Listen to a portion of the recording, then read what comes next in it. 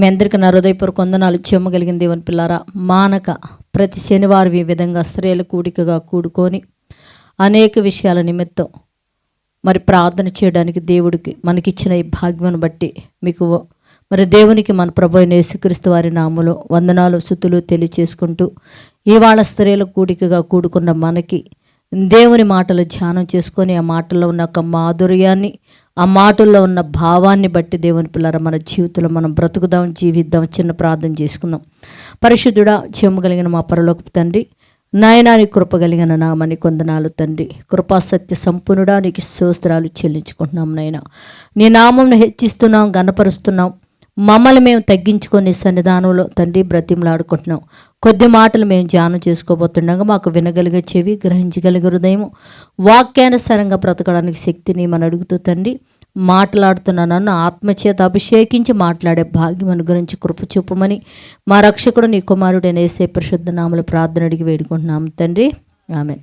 జీవము కలిగిన దేవుని పిల్లారా, మన జీవితాలు మనం చాలామంది మాట్లాడుతూ ఏమంటామంటే మా కుటుంబంలో వృద్ధి పొందట్లేదండి, నా పిల్లలు వృద్ధి పొందట్లేదు, అలాగనే మేము ఏ పని చేసినా దాన్ని వృద్ధి పొందట్లేదండి, మేము ఏ పని చేసినా ఎక్కడేసిన గొంగళి అక్కడలాగానే మా జీవితాలు నేను చెప్పేసి దేవుని పిల్లరా, ముఖ్యంగా ఆడవాళ్ళు చాలామంది బాధపడుతుంటారు.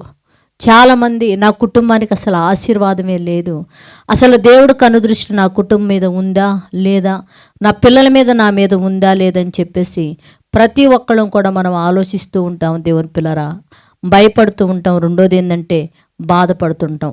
నా జీవితం లాగానే నా పిల్లల జీవితం కూడా అయిపోయిద్దేమో, మా బ్రతుకుల్లాగానే మా పిల్లల బ్రతుకులు కూడా అయిపోతాయేమో అని చెప్పేసి దేవుని పిల్లరా, తల్లిదండ్రులుగా మనం అందరం ఏం చేస్తుంటామంటే చింతిస్తుంటాము, బాధపడుతుంటాము. మరి కొంతమంది కుటుంబాలు ఒక అభివృద్ధిలోకి వెళుతున్నప్పుడు అవి చూసినప్పుడు కూడా మనలో తెలియకుండానే వీర్ష్య అనేది వస్తుంది, కుళ్ళు అనేది వస్తుంది మనలో. వాళ్ళంత అభివృద్ధి చెందుతున్నారు, మేము ఎందుకు చెందలేకపోతున్నామని చెప్పేసి ఒక ఆలోచన కూడా మనలో కలుగుతుంటుంది. దేవుని పిల్లరా, మహానుభావుడైన దేవుడు ప్రతి దానికి మన జీవితంలో మనం అభివృద్ధి పొందకపోవటానికి కూడా కారణాలన్నీ దేవుని పిల్లరా, భూమి మీద ఎక్కడ చెప్పలేని గ్రంథం, ఎవరు చూపలేని గ్రంథం ఏదన్నా ఉందంటే అది బైబిల్లే. బైబిల్లో ప్రతి మాటకు కూడా దేవుడు చక్కగా ఆన్సర్ రాసి మన కోసం బైబిల్లో ఉంచాడు. ఇవాళ దేవుని పిల్లారా, మనము అభివృద్ధి అనేది నొందకపోవటానికి కారణం ఏంటి అనే దాన్ని దేవుని పిల్లారా ఇవాళ మనం చూద్దాం. అసలు మనం అభివృద్ధి నొందటానికి కారణం ఏంది, అభివృద్ధి మన జీవితంలో కానీ మన పిల్లల జీవితంలో కానీ మన నివాస స్థలాలు కానీ అభివృద్ధి నొందకపోవటానికి కూడా కారణం ఏంటి అనేది దేవుని పిల్లారా మనము ఇవాళ ధ్యానం చేసుకోగలుగుతాం. మొట్టమొదటిగా మనం చూడగలిగితే యోబు గ్రంథము 8వ అధ్యాయం దేవుని పిల్లారా 6వ వచనం తర్వాత ఒక మాట, 7వ వచనం పైన ఒక మాట రాయబడింది. దేవుని పిల్లారా, నీతిమంతుని ఏమంటే నీ నీతికి తగినట్లుగా నీ నివాస స్థలములో వర్ధేలు చేయుదును అని రాయబడింది. అంటే నీ నీతికి తగ్గట్టు నీ నివాస స్థలములు వర్ధేలు చేస్తాయి. అంటే నీ నీతి అన్నాడు దేవుని పిల్లారా. అంటే కుటుంబంలో నేను నీతిగా ఉంటే, నా భర్త నీతిగా ఉంటే, నా కుటుంబం యొక్క నివాస స్థలములంట దేవుడు వృద్ధులు చేస్తారు. అంటే మా కుటుంబంలో భార్యాభర్తలు అంటే నేను నా యజమానుడు ఉన్నప్పటికీ, నా యజమానుల్లో నీతి అనేది లేకుండా నాలో ఉన్నప్పటికీ నా కుటుంబం వృద్ధులటం అనేది అసాధ్యం. దేవుని పిల్లలు అంటే భార్యాభర్తలుగా మా ఇద్దరిలో నీతి అనేది కానీ ఉంటే దేవుని పిల్లారా, మా నివాస స్థలాలు వృద్ధులతో ఏం చెప్తున్నాడు దేవుని పిల్లారా. ఎందుకు ఈ మాటలు దేవుడు చెప్తున్నాడంటే దేవుని పిల్లారా, నీతి అనేది చాలా ప్రాముఖ్యమైనది. దేవుని పిల్లారా, నీతి ఎలాంటిదంటే దేవుని పిల్లారా, నీతి అంట మరణం నుంచి ఒక వ్యక్తిని రక్షించగలదంట. దేవుని పిల్లారా, ఆ భాగం కూడా మనం చూడగలిగితే సామెతల గ్రంథము 11వ అధ్యాయము 4వ వచనం, అంటే సామెతల గ్రంథం 11వ అధ్యాయం 4వ వచనములు అంటాడు, నీతి మరణము నుంచి రక్షించిద్ది. ఒక వ్యక్తినంట నీతి మరణం నుంచి రక్షించుదని రాయబడింది. అంటే నీతి నీ దగ్గరుంటే నీ ఒక కుటుంబ సభ్యులుగా నీవు నీ భర్త ఒక కుటుంబ సభ్యులుగా నీతి అనేది నీ దగ్గర ఉంటే నీ కుటుంబం వర్ధిల్లిద్ది. అలాగనే నీతి అనేది కానీ మీ దగ్గరుంటే దేవుని పిల్లారా నీ కుటుంబంలో అందరూ కూడానంట మరణం నుంచి రక్షింపబడతారు. అంటే నీతి ఎంత ప్రాముఖ్యమైనదో చూడండి దేవుని పిల్లారా. మనం ఏం చేస్తామంటే అసలు నా కుటుంబం వృద్ధి పొందకపోవడానికి కారణం ఏంది, నా నివాస స్థలాలు వృద్ధి పొందకపోవడానికి కారణం ఏంటని చెప్పి దేవుని పిల్లారా మనం బాధపడుతుంటాము, ఏడుస్తుంటాం, యాచనలు చేస్తుంటాం. కానీ దేవుడు తన జీవగ్రంథంలో చక్కగా చెప్పిన మాటలు ఏంటంటే నాయన మీరు కానీ నీతి కానీ కలిగి ఉంటే నీ నివాస స్థలం అంటే మీరు నివసించే నివాస స్థలములో నీ బిడ్డలు వృద్ధెల్లుతారు, నీ కుటుంబం వర్ధిల్లిద్ది, నీవు నివాస స్థలము వర్ధిల్లిద్ది. రెండోది ఏం చేస్తున్నాడంటే ఆ నీతి అనేది ఇదిగో మరణం నుంచి నీ కుటుంబాన్ని కాపాడిద్ది అన్నాడు. జమ్ము కలిగిన దేవుని పిల్లరా మనం ఈ అధ్యాయాలుగా వచ్చినాలుగా మనం వీటిని ధ్యానం చేసుకుంటున్నాం. మరి నిజంగా అలాంటి నీతి కలిగితే కుటుంబాన్నే మరణాన్ని నుంచి రక్షించగలిగింది ఎక్కడన్నా బైబిల్ మనం చూడగలిగాం. అంటే కుటుంబమే మరణం నుంచి నీతి ఉండటం వలన, కుటుంబంలో నీతి ఉండటం వలన మరణం నుంచి రక్షింపబడిన వాళ్ళు ఎవరన్నా ఉన్నారంటే దేవుని పిల్లరా దేవుడు మనకు బైబిల్లో స్పష్టంగా దేవుడు చక్కగా మనకి రాయించిన మాట మనం చూడగలిగితే ఆదికాండము 6వ అధ్యాయంలో దేవుని పిల్లరా ఆదికాండము 6వ అధ్యాయము 8-9 వచనాలు ఒక కుటుంబం కనపడింది దేవుని పిల్లరా. ఆ కుటుంబమే నోవాకు కుటుంబం అంటారు. ఈ కుటుంబంలో మరి భూమి మీద దేవుడు ఒక నిర్ణయం తీసుకున్నాడు. భూమి మీద నరులు చెడుతనం గొప్పదైపోయి వారి హృదయం ఒక తలంపులన్నీ చెడ్డగా అయిపోయి భూమి మీద ప్రజలు మార్గాన్ని చెరిపేసుకొని అందరూ కూడా భయంకరమైన పాపంలో ఉన్నప్పుడు దేవుని పిల్లారా భూమి మీద నుంచి ఒక మొరైలేంది దేవుని సన్నిధానికి. ఏంది ఈ భూమి భయంకరమైన పాపంతో నిండిపోయింది కనుక భూమి మీద నరజాతి అనేది లేకుండానే తుడిచిపెట్టేసేయాలని చెప్పేసి దేవుడు ఒక ఆలోచనలోకి వచ్చాడు. ఈ ఆలోచనలోకి వచ్చినప్పుడు నిజంగా దేవుని కనుదృష్టి అనేది భూమి మీద ఒక్కసారి సంచరించగానే ఒక్క కుటుంబం కనపడిద్దంట దేవుని పిల్లలు. అంటే ఇలాగనే ఇప్పుడు ఎలాగైతే ఈ దేశాలుగా మనం ఉన్నామో దేవుని పిల్లరా ఆనాటి కాలంలో కూడా జనం విస్తరించినప్పుడు దేవుని పిల్లరా దేవుడు భూమి మీద నరజాతిని తీసేద్దామన్నప్పుడు ఒక్కసారి దేవుడు సంచారం చేసి తన కనుదృష్టి భూమి మీద నిలిపినప్పుడంట ఒక కుటుంబం అంతా దేవుని పిల్లరా నీతి కలిగిన కుటుంబంగా కనపడిందంట. అదే నోవాకు కుటుంబం. అయితే మరి ఆ నీతి కలిగిన మనుషుడి దగ్గరికి ఎవరు వచ్చారనుకున్నావు? పరలోకమందన నిజంగా దేవుడు వచ్చి ఆ నీతి కలిగిన వ్యక్తితో ఒక మాట మాట్లాడుతున్నాడు. ఏంటని మనం చూడగలిగితే అయితే నోవాకు యెహోవా దృష్టి యందు మొట్టమొదటి ఏంటంటే ఆయనను భూమి మీద దర్శించినప్పుడంట యెహోవా దృష్టి కంట ఎవరు నోవాకు కృప పొందినవాడుగా కనపడుతున్నాడు. కృప అంటే దయచూపాలు అనుకున్నాడంటే అంత కోపము రౌద్రం కలిగిన దేవుడికి కూడా దేవుని పిల్లలారా ఒక్కసారంట నోవాకును చూడంగానే అసలు ఈ ప్రపంచంలో ఇంత చెడిపోయి ఉంటే ఈ ప్రజల మధ్యన ఒక్కడ నీతి కలిగిన వాడు ఉన్నాడేంటని చెప్పేసి యెహోవా అంట నోవాకు మీదంట ఒక దృష్టి నిలిపి అంట కృప పొందిన వాడంట. అంటే ఆ దృష్టిలో ఏంటంటే లేపేద్దామన్నా కూడానంట పాపములు అనిపించిందంట. అంటే ఎంత నీతి కలిగి ఉన్నాడు మీరు ఆలోచించండి దేవుని పిల్లరా. యెహోవా దృష్టి కంటే అతనంట కృప పొందిన వాడిగా కనపడ్డాడంట. నోవాహు వంశావళిదే.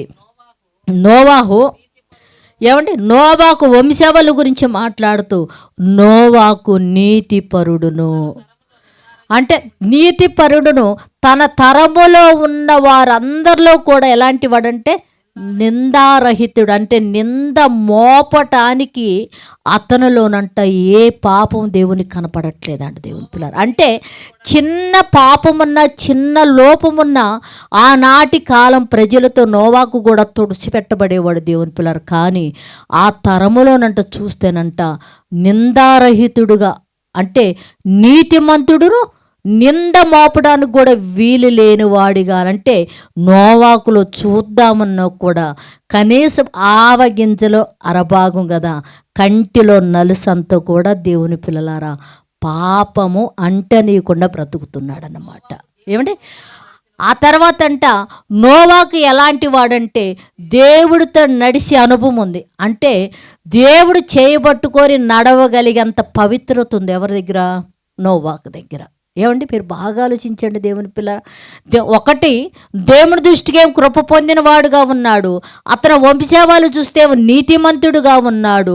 రెండోది ఏం చేస్తుంటే దేవునితో నడవగలిగి, అంటే దేవుడు వెలుగై ఉన్నాడు కనుక వెలుగుతో సామాసం చేసే దేవుని పిల్లరా. చీకటి ఎలుగు ఎప్పుడు కలవదు. అంటే దేవుడితో నడవగలిగే ఆ స్థితిలోకి ఎవరు వెళ్ళిపోయారంటే నోవాకు వెళ్ళిపోయాడు. మరి నోవాకు వెళ్ళిపోతున్న ఈ కాలంలో మహానుభావుడైన యేసుక్రీస్తు వారు ఒక నోవాకు కాలంలో అసలు ఇంత నీతిమంతుడిగా ఉండటానికి కారణం ఏంటి? ఆ నోవాకు కాలంలో అసలు ఏమి జరిగింది? ఎందుకు భూమి మీద మానవ జాతిని తొడవాలనుకున్నాడు దేవుడు? ఎందుకు ఇతడు నిందారహితుడిగా కనపడుతున్నాడు?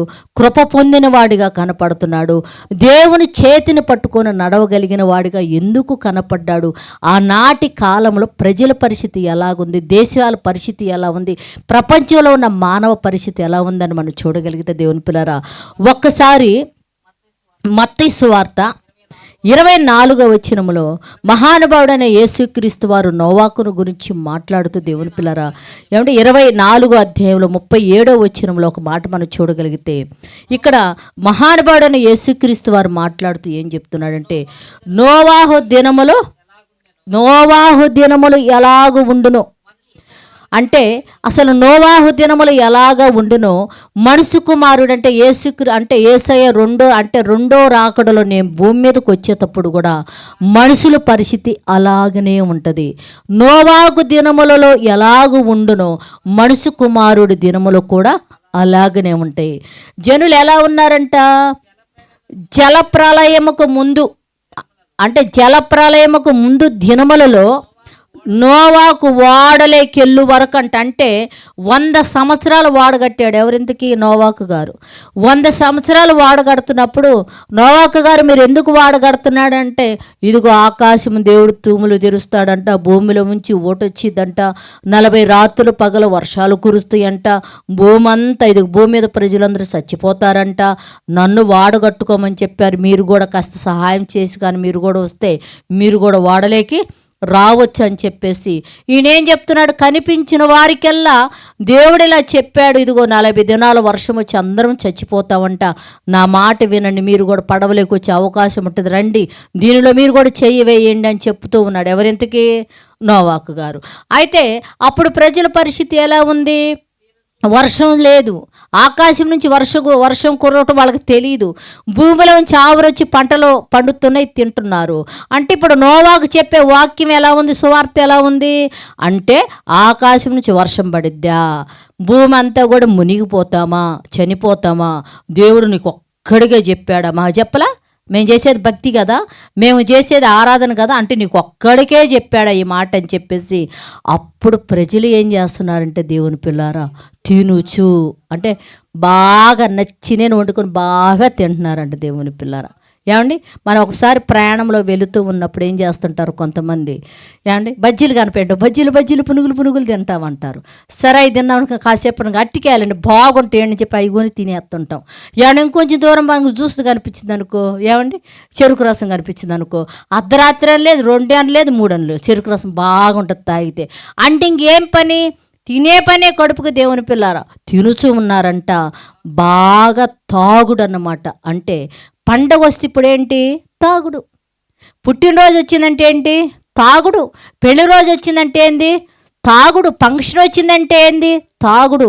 అంటే అప్పుడు ప్రజల పరిస్థితి ఎలా ఉందంటే దేవుని పిల్లారా, బాగా తినుచు, బాగా త్రాగుచు, బాగా పెళ్ళిళ్ళు కూడా ఎలా ఉన్నాయో తెలుసా దేవుని పిల్లారు? నోవాకు దినం వల్ల బహుశా ఇంతే ఉన్నట్టు. ఏంది? పెళ్లి చేసుకొని 1 నెలే కాపురం, నెల తర్వాత పురుషుడికేమో స్త్రీ బోరు కొడుతుంది, స్త్రీకేం పురుషుడు బోరు కొడుతున్నారు. ఇప్పుడు మళ్ళీ ఇద్దరు ఇడాకులు తీసుకొని ఆమెకేం కొత్త మొగుడు కావాలి, ఈయనకేం కొత్త పెళ్ళం కావాలా. పిల్లలుంటే వాళ్ళని ఏ గొంతు బిసికి బావిలోనే పడేసే పరిస్థితులు ఇవాళ ప్రపంచంలో మనం చూస్తున్నాం. బహుశా నోవాకు దినాల్లో కూడా ఇలాగనంటే ఏం చెప్పాడంట? పెళ్ళి చేసుకొనుచు, పెళ్ళి ఇచ్చుకుంటూ. ఏమంటే ఎలా పెళ్లి చేసుకుంటూనే ఉన్నారంట, పెళ్ళికి ఇచ్చుకుంటూనే ఉన్నారంట. అర్థం ఏంటి? ఇంకా వీళ్ళు ఎక్కువ కాలం ఒక కుటుంబ సభ్యులుగా కలిసి, ఏమంటే ఒక మాట మీరు చిన్న ఉదాహరణ అడిగితే, భర్త మూర్ఖుడు భర్త మూర్ఖుడు అయినప్పుడు ఆయన మూర్ఖత్వానికి బట్టి స్త్రీ తగ్గితే కాపురం నిలిచింది. లేదా ఆడదే మూర్ఖురాలనుకోండి, ఆమె మూర్ఖత్వాన్ని బట్టి భర్త కాస్త లోబడితే ఆ కుటుంబం నిలబడిద్ది. దేవుని పిల్ల ఇద్దరే మూర్ఖులు అనుకోండి, ఎన్ని రోజులు ఉంటారు వాళ్ళిద్దరు కలిసి? ఒక్క నెల కాదు, 10 రోజులు చాలు ఇద్దరు విడిపోయి మళ్ళీ ఇంకో నీ పెళ్ళి నీది, నా పెళ్ళి నాది. అంటే వీళ్ళ పరిస్థితి ఎలా అంతా పెళ్ళికి ఇచ్చుకుంటూ పెళ్ళి చేసుకుంటూ మళ్ళీ మళ్ళీ చేసుకుంటూ అన్నమాట. ఇప్పుడు ఎలాగా ఎస్ఏ రాకడో దినాలు వచ్చినాయని మనం ఎలా చెప్పగలమా తెలుసా? దీనిని బట్టే చెప్పగలం దేవుని పిల్లారా.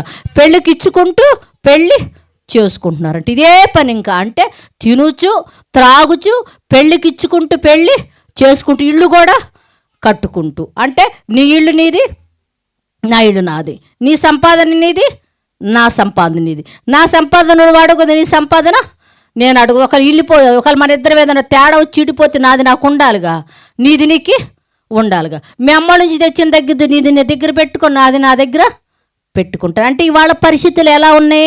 ఒకవేళ తేడా వస్తే మళ్ళీ విడిపోయి ఇంకో పెళ్లి జీవం చేసుకోవచ్చు, ఆయన కూడా చేసుకోవచ్చు. అందుకంటే నోవాకు దినములంట పెళ్ళి చేసుకుంటూ పెళ్ళికి ఇచ్చుకుంటూ తినుచు త్రాగుచు జలప్రలయం వచ్చి వారిని కొట్టుకోబోయేంత వరకు, అంటే జలప్రలయం వచ్చి నెత్తిన పడి కొట్టుకొని పోయేంత వరకు అంట ఎరుగక ఉండిరి. అలాగనే మనుషు కుమారుడు దినముల్లో ఉంటుంది జాగ్రత్త. యేసయ్య రెండో రాకడలో కూడా జలప్రలయముకు ముందు వారు చనిపోబోయే ముందు ఎలాంటి పరిస్థితులు కలిగి ఉన్నారో దేవుని పిల్లలారా, యేసయ్య రెండో రాకడ కూడా అదే పరిస్థితి కలిగి ఉంటుంది, మీరు జాగ్రత్త అని చెప్పేసి దేవుని పిల్లలారా మనల్ని మహానుభావుడైన యేసుక్రీస్తు వారు హెచ్చరించి చెప్తున్నారు. ఇప్పుడు మన మధ్యన జరుగుతున్నాయి కదా దేవుని పిల్లలారా. ఏమంటే పండగ అంటే ఏంది? తాగటం, ఏమంటే రంగులు కొట్టుకోవటం, బట్టలు ఊడిపోయేదా డ్యాన్స్ చేయటం. ఇదే కదండి ఇవాళ మనం పండగ పేరుతో. అంటే ఏంది? తాగటం, తినటం, ఎంజాయ్ చేయటం. అంటే నోవాకు దినాల్లో కలిగి ఉన్నట్లు మనుషు కుమారుడు దినములు జరుగుతాయి. మరి ఈ కార్యక్రమాల్లో దేవుని పిల్లారా నోవాకు కుటుంబం లేదా? అంటే తినటం, తాగటం, ఏమంటే పెళ్లి మీద పెళ్లి చేసుకోవటము ఎవరి కుటుంబంలో లేదంటే నోవాకు కుటుంబంలో లేదు. నోవాకు కుటుంబంలో లేదు దేవుని పిల్లారా. ఆ కుటుంబం ఎలా ఉందో తెలుసా? నిందారహితుడు, నింద మోపటానికి వీలు లేనుగా ఎవరున్నారు? నోవాకున్నాడు. అతను కింద బతుకుతున్న 3 కోడళ్ళు కానీ కొడుకులు కానీ ఆయన భార్య కానీ దేవుని పిల్లలారా నిందారహితులుగా ఉన్నారు ఆ 8 మంది. అంటే ఎంత సృష్టిలో కూడా ఒక్క కుటుంబం అంట నిందారహితులుగా కనపడ్డారంట. అంటే అల్లరితో కూడిన ఆటపాటల్లో వీళ్ళు లేరు దేవుని పిల్లలారా. ఏమండి తాగే విషయంలో వీళ్ళు లేరు దేవుని పిల్లలారా. వీళ్ళు లేరు దేవుని పిల్లారా. బాగా కట్టుకుందామనే విషయంలో వీళ్ళు లేరు దేవుని పిల్లారా. బాగా సంపాదించుకుందామనే పనిలో ఏమనంట వీళ్ళు లేరు. వీళ్ళు ఏ పనిలో ఉన్నారో తెలుసా? ఏ పనిలో ఉన్నారంటే ఓడగట్టే పనిలో ఉన్నారు. ఎలాగా మనం చూడగలిగితే మొదటి పేతురు పత్రిక 3వ అధ్యాయము, మొదటి పేతురు పత్రిక 3వ అధ్యాయం 19వ వచనం మనం చూడగలిగితే దేవుని పిల్లారా, దేవుని దీర్ఘశాంతం ఇంకా కనిపెట్టుచున్న దినముల్లో, అంటే దేవుని కంటే పిచ్చి కోపం వచ్చిందంట. ఆ కోపములనంట ఒక్కసారి మొత్తం చూస్తున్నాడంట. కానీ మనకు కూడా చూడండి, మన పిల్లలు ఏమైనా బాగా పిచ్చి పనులు చేశారని కోపం వస్తే చెయ్యిరా చెయ్యి ఓడ్చుకుంటున్నా చెయ్యి అని చెప్పి కాసేపు చూస్తాం, కాసేపు తర్వాత చీపురు దొరికితే చీపిరి, ఏమండి కర్ర దొరికితే కారు, ఆ తర్వాత బాది మనం అలసిపోయి మనం రొప్పుతాం వాడికంటే ముందు. ఏమండి మీరు ఆలోచించండి. అంటే దేవుడు దీర్ఘశాంతం ఇంకా కనిపెట్టు అంటే ఏంది? మారతారేమో. నోవాకు ఓడ కడుతున్నాడు కదా, 100 సంవత్సరాలు నోవాకు అతని కుటుంబం అంట పడవ కట్టడానికి 100 సంవత్సరాలు పట్టిందంట దేవుని పిల్లరా. ఈ 100 సంవత్సరాల్లో ప్రతివాడు కింద నుంచి పైదాకా నోవాకుని అతను పడవను చూసి దేవుడు వాన కురిపిస్తానన్నాడా? అంటే మీరు 6గురేనా? మేము కాదా? మేము ఎన్ని పండగలు చేస్తున్నాం? ఎంత బాగా తాగుతున్నావు, ఎంత బాగా రంగులు పూసుకుంటున్నావు, ఎన్నెన్ని చేస్తున్నావు, నువ్వొక్కడవేనా అని ఎంతమంది అని ఉంటాడు దేవుని పిల్లారా. ఏడన్నా ఇల్లు గొప్పగా కట్టుకోవాలి కానీ ఏందిరా పుల్లలు పెట్టి పడవ కడుతున్నావు, ఉన్న డబ్బులన్నా ఇటుకి దగ్గలేస్తున్నావు అని చెప్పేసి దేవుని పిల్లారా ఎంతమంది ఉంటాయి. ఇవాళ మననరా ఏం పని లేదు, ఆడ మీటింగ్ పెడతారు ఒక 50,000 ఖర్చు పెడతారు, ఈడ మీటింగ్ పెడతారు ఒక 50,000 ఖర్చు పెడతారు, భోజనాలు పెడతారు, ఆడ మీటింగులు పెడతారు, అర్ధరాత్రి దాకా పాటలు పాడుతూ అర్ధరాత్రి దాకా వాక్యం చెప్తే ఆడ మీటింగులు పెడతారు. ఈ క్రైస్తవులకి గుంపుకి ఏం పని లేదు, అందరినీ బాగు చేయటం వీళ్ళ పని. వీళ్ళు లేకుండా పోయిద్ది మన దేశంలో, వీళ్ళు లేకుండా పోతే బాగుండేది. ఎంత మీద అన్నీ మంచి పనులే చేస్తున్నారు. ఏంది మనతో తిరిగి వాళ్ళు తాగరు, మనలాగా కొట్టుకోరు. ప్రార్థనల దగ్గర ఏమంటే సంబరాలు ఉంటే కొట్టుకోవడమే కదా, మనలాగా కొట్టుకోరు, మనలాగా తాగరు, మనలాగా రంగులు కొట్టుకోరు, మనలాగా ఏంటి పంచులు ఊరిపోయేదాకా ఎగర్లు. వాళ్ళు పాడు గుంపు కూర్చొని ప్రార్థన చేయటం, దేశం బాగుండాలా, మనుషులు బాగుండాలి, వ్యభిచారులు మారాలా, తాగుబోతులు మారాలా అని దివారాత్తులు కన్నీరు గార్చి దేశాన్ని వీళ్ళు ఏం చేస్తున్నారు, పాడు చేస్తున్నారు. ఎవరింటికి వీళ్ళు క్రైస్తవులు. అర్థం కాల అంటే దేశం బాగుండటం పాడైపోయినట్టు వీళ్ళ దృష్టిలో. అంటే మనం కూడా వాళ్ళతో ఏం చేయాలా, బాగా తాగాల, బాగా తినాలా, అన్యాయం సొమ్మంతా దోసుకొని బాగా ఇల్లు కట్టుకోవాలా, పెళ్లి మీద పెళ్లి చేసుకోవాలి. మళ్ళీ ఒకటి చేసుకుంటే బాగోదు. ఏమంటే పెళ్లి చేసుకొని నచ్చలేదని 4 రోజులకి ఏమండి ఇడాకులు ఇచ్చేసి ఇంకోదాన్ని పెళ్లి చేసుకోవాలా, అది చాలక సైడ్ ఇంకోదాన్ని ఉంచుకోవాలా. ఇన్ని పనులు చేస్తానంట. దాన్ని ఏమంటారంటే పరిశుద్ధత, పవిత్రత, భక్తి. అది అంట కదా.